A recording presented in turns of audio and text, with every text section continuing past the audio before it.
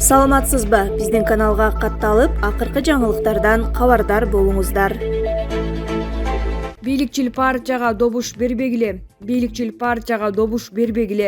Мындай баса айтылган басымдуу сөздү өлкө башчы Садыр Жапаров массалык маалымат каражат өкүлдөрүнүн жолугушуусунда билдирген. Ошону менен бирге ким экенине карабай добуштарды сатып алууда өзгөчө чара көрүлөөрүн өзгөчө токтолду. Ал эми андан 3 күн мурун Ынтымак партиясы бийликтин партиясы экенин Азаттыктан Алмамбет Шыкмаматов бийликтин партиясы менен бара жатканын айтса, өкмөттүн мүчөсү Эдил Байсалов 50-54 мандат өтөөрүн белгилеп, алар бийликке иштерин айтып, кылы кыйшыйбай турганын жары салган. Ага нааразы болгон коомчулук Эдил Байсаловду Эжичка дегенге чейин барышкан. Булак модератор Чекетке Эже. Президент Садыр Жапаров Канаданын премьер-министри Джастин Трюдо менен жолугушту. Кыргыз Республикасынын президенти Садыр Жапаров 1 ноябрда Глазго шаарында Улуу Британия жана Түндүк Ирландия Бириккен Падышалыгы дүйнөлүк лидерлердин саммитинин аянтчасында Канаданын премьер-министри Джастин Трюдо менен жолугушту. Аталган иш-чаранын алкагында мамлекет башчысы Канаданын премьер-министри менен жеке таанышуусу орун алды. Анын жүрүшүндө тараптар эки тараптуу кызматташуунун маселелерин талкуулашты. Замир Айылчиев. Эдил Байсалов Садыр Жапаровдун саммитке ижарага алынган учак менен барганы тууралуу билдирүү жасады. Министрлер кабинетинин төрагасынын орун басары Эдил Байсалов Твиттер аркылуу Садыр Жапаровдун Глазго шаарындагы саммитке ижарага алынган жеке учак менен барганы боюнча билдирүү калтырды. Британ тарап коопсуздук эрежелеринен улам Ту-154 учагын кабыл алуудан баш тартты. Иш сапары коркунучка кабылды. Мындан улам бир канча күн мурда делегация үчүн ижарага учак алууга туура келди. Анын үстүнө президент кайра Бишкекте өтө турган саммитте болуп калышы керек болчу. Бул климаттар аралык саммит болгондуктан мурда Глазго шаарына кезек менен жүрүүчү кадимки каттам аркылуу эле баруу пландалып жаткан. Бирок тилекке каршы Эдинбургтан Глазгого кадимки каттам менен 4 ноябрдан эрте баруу мүмкүн эмес экен. Текшерип коюу оңой нерсе. Биз бул иш-чарага жай бою даярдандык деп билдирди ал.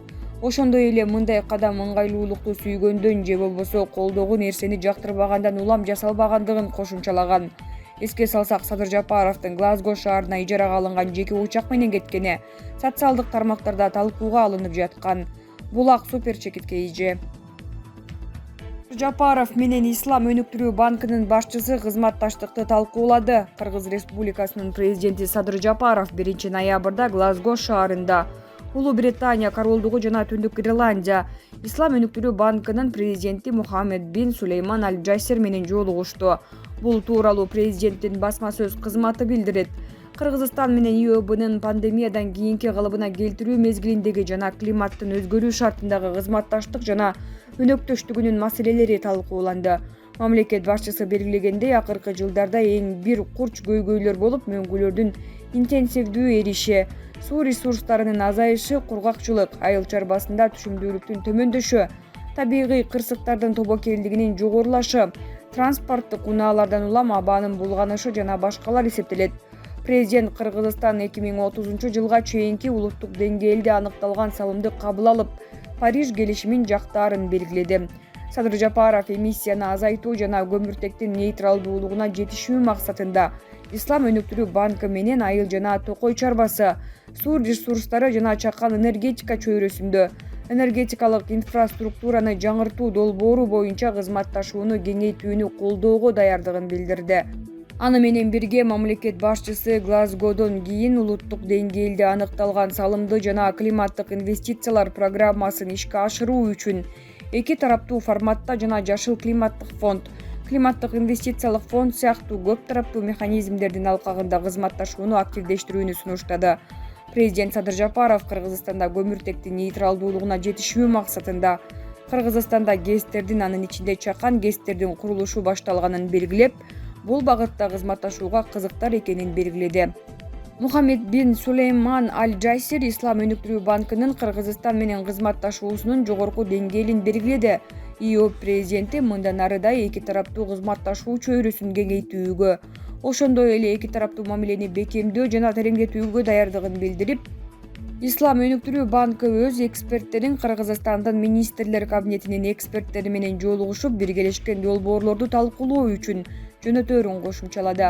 Булак Говори Чекит ТВ. Бишкек Сити эл аралык ишкердик борборун куруу үчүн дирекция түзүлөт.